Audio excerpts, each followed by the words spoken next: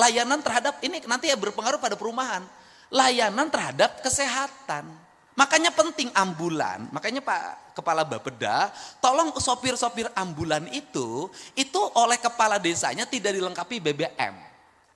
Akhirnya walaupun ambulannya ada, ketika berangkat mungut. Dan mereka tidak digaji. Makanya saya meminta sopir ambulan itu dimasukkan menjadi tenaga pemerintah kabupaten dan provinsi.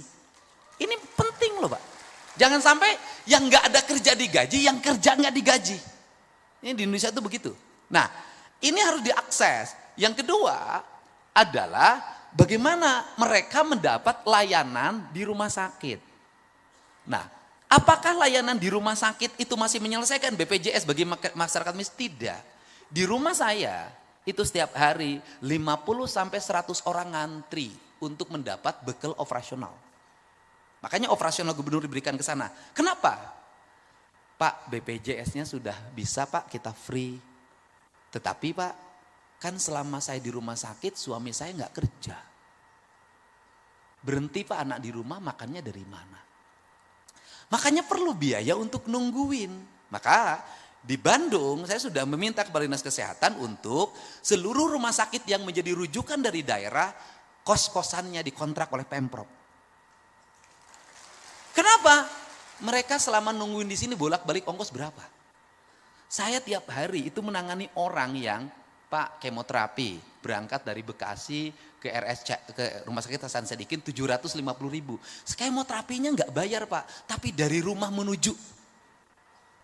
Nah ini hadir lagi, negara hadir lagi menyelesaikan itu. Nah itu kedua diselesaikan. Nah kalau kebutuhan dasar masyarakatnya sudah terpenuhi, pendidikannya sudah free, kemudian negara keras terhadap sekolah untuk anak-anaknya tidak boros jajan, mereka menabung, saya yakin mereka punya masa depan, mereka punya akses rumah. Nah karena itu maka pada waktu gelombang demonstrasi kemarin, saya sudah punya tradisi dari dulu sejak bupati, saya memutuskan Provinsi Jawa Barat untuk memberikan jaminan bagi seluruh pekerja informal di Provinsi Jawa Barat.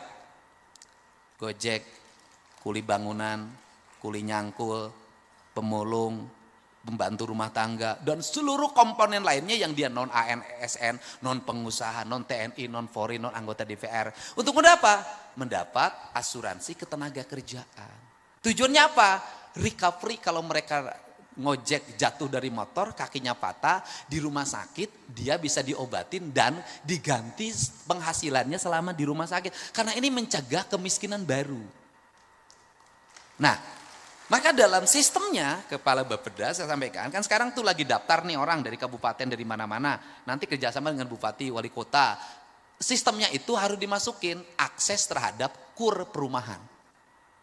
Nah, kalau ini dia jaminan asuransi tenaga kerjanya kita dapat, mereka dapat KUR jaminan perumahan, dapat rumah yang murah, maka siklus ya kan pertumbuhan ekonomi akan tumbuh